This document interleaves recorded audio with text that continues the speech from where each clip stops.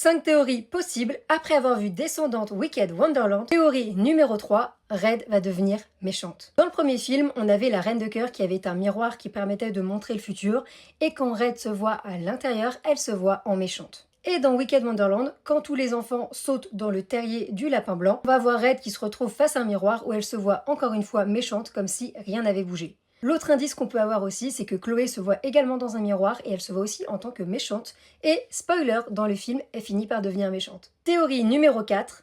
Jessie est la vraie méchante de la saga. Jessie, c'est la fille du chat du Cheshire et on la voit qui tire déjà les ficelles dans l'ombre. Pour commencer, elle influence Max à découvrir la vérité, à le pousser à bout et à le faire devenir un petit peu méchant pour qu'il puisse se venger. Et honnêtement, elle le pousse à découvrir la vérité sur le voyage dans le temps. Et surtout sur le fait que son père n'était pas fou et qu'il avait raison depuis le début. Ensuite, c'est elle qui pousse Max à transformer Chloé en méchante, alors qu'à la base, il voulait transformer Red. On sait aussi que son père, Maddox, a vu les filles disparaître dans le passé, et c'est pour ça qu'il a passé toute sa vie à chercher la montre. Je crois que c'est lui qui l'a inventé dans la première timeline, mais dans la seconde, on n'en a aucune idée. Donc la vraie question, c'est pourquoi il s'est retrouvé sur l'île de l'oubli. Qu'est-ce qu'il a bien pu faire pour arriver là-bas? Eh ben je pense que c'est le chat du Cheshire, ou tout du moins sa fille après, qui a poussé la reine à essayer de la manipuler comme elle a pu le faire avec les enfants pour le faire virer et le faire enfermer. Dans quel but? On sait pas, mais je pense qu'on va le découvrir très vite. Théorie numéro 5, les deux timelines vont se réunir pour ne former qu'une seule.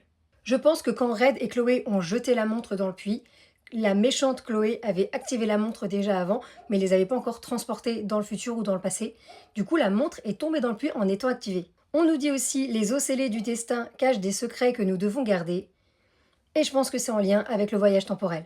Généralement, il y a une règle d'or dans le voyage temporel, c'est qu'il ne faut pas parler du voyage temporel, sinon ça risque de créer des paradoxes et plein de problèmes. Quand on voit l'état de Maddox et la folie qu'il a prise une fois qu'il a découvert le voyage dans le temps, on peut se dire que c'est ce qui va se passer. Je pense que dans le prochain film, on va voir soit Max, soit Chloé, soit Red qui vont parler du voyage dans le temps pour essayer d'expliquer ce qui s'est passé et expliquer que le père de Max, il est pas fou et qu'il avait raison depuis le début et que en fait il est gentil et que tout le monde est gentil et qu'à la base c'était les filles qui ont fait le problème. Si à la base c'est lui qui a fait le problème, vu que c'est lui qui a fabriqué la montre. Après Red l'a volée, mais vous voyez ce que je veux dire. Et je pense que c'est ça qui va empirer les choses. Déjà, à la fin du film, on a la Reine de Cœur qui est en train de redevenir méchante, un peu comme si les deux versions d'elle-même étaient en train de fusionner. Et je pense que ça va affecter tous les autres personnages qu'on avait déjà vus dans le 1, à l'exception de Red et de Chloé, vu qu'elles ont voyagé déjà dans le temps. Et je pense aussi que Pink va disparaître, ou du moins que les gens auront oublié un petit peu qui elle est, tout simplement parce que dans la première timeline, elle n'existe pas. Et je me demande si ce qu'elle trouve à la fin du film sous la table, c'est pas ça qui va l'aider à revenir et à montrer un petit peu qui elle est. Je pense qu'il y a encore pas mal de théories qu'on peut faire sur Descendante, donc si ça te plaît et que ça t'intéresse, n'hésite pas à me le dire.